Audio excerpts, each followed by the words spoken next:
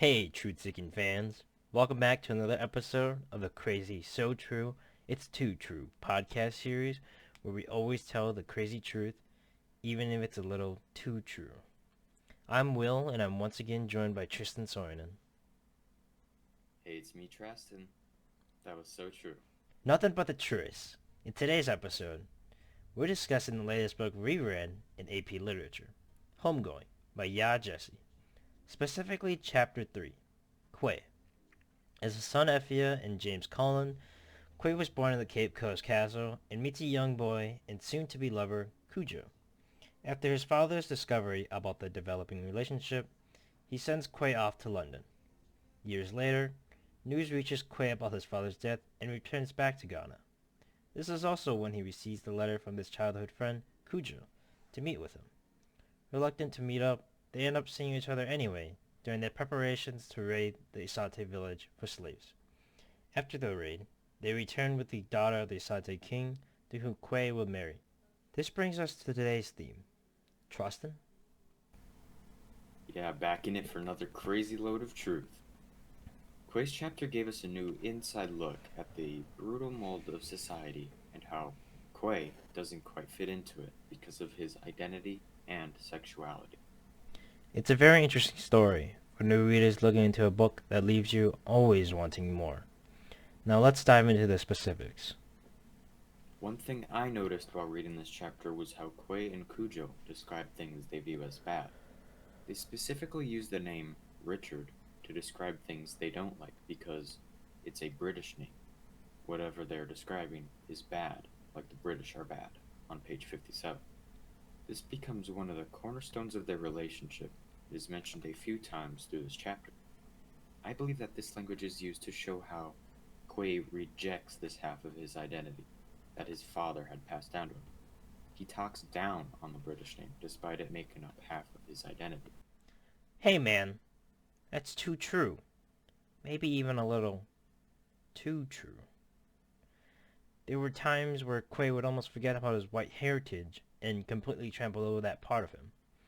It was almost as if he was rejecting that part of himself. Like on page 57, it says, he forgot in that second that his own father was British, indicating that QUEY is subconsciously wanting to distance himself from that side of him. The syntax that Yajashi used in QUEY and Kujo's dialogue was also quite creative. It gave the readers a sense of urgency and nervousness, much like the feeling you get when you fall in love with someone. A very clear example of this is on page 59. Quickly, Cujo regained his composure. Are you sure? Yes, QUEY said. Challenge me then. Challenge me to wrestle. I won't. This type of dialogue affirms the reader that QUEY is QUEY for Cujo Puffs, making the impact of their heartbreaking fate all the more tragic. I totally agree. This specific dialogue structure gave a lifelike depth to the characters and made me really feel a sense of loss when they never actually meet up. Moving on to the comparisons, in this chapter there was one motif that really stood out to me: the idea of submission. It often showed up in this chapter as Quay was forced into a position he did not desire to be in. When Quay returned from London, he, quote, nodded and accepted the position as a slave broker, because what else was he supposed to do? But inside, he resisted. Page 51.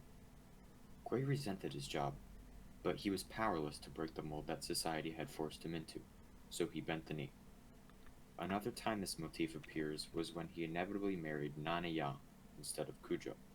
The quote, marry for protection.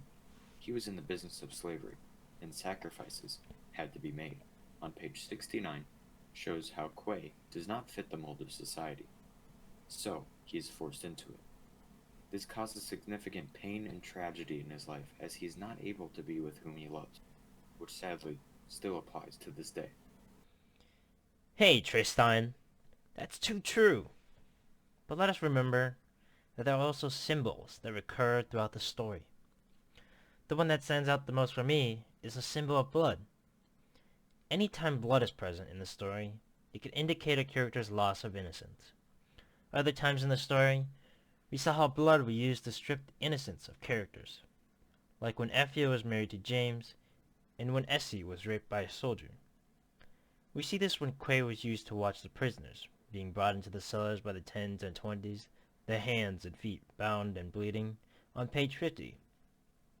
We can witness the cruelty of the slave trade as QUEY stands on the sidelines of it all, yet acts as a catalyst for the bolstering of the intakes of slaves coming into the castle.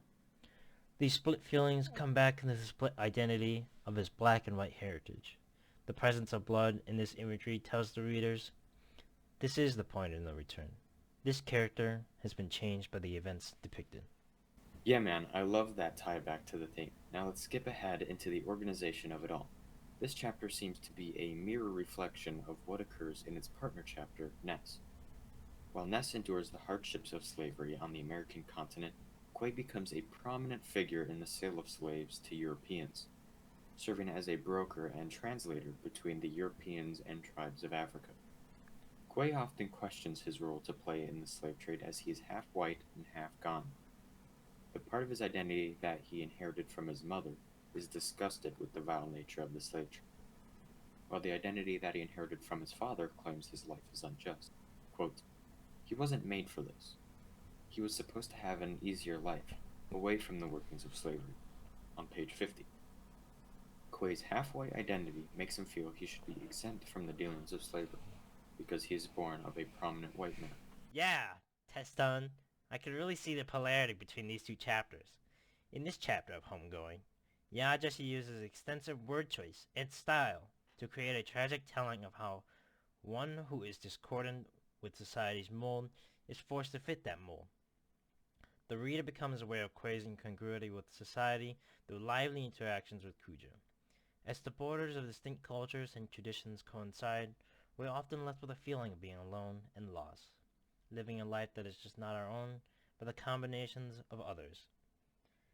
It is important to look beyond the mold of society's past, so that together we may overcome its torment. Reading this book today gives valuable lessons and insight from the point of view of someone who experienced these torments firsthand. From these lessons, people can be more accepting and empathetic towards people like QUEY. I absolutely loved Homegoing.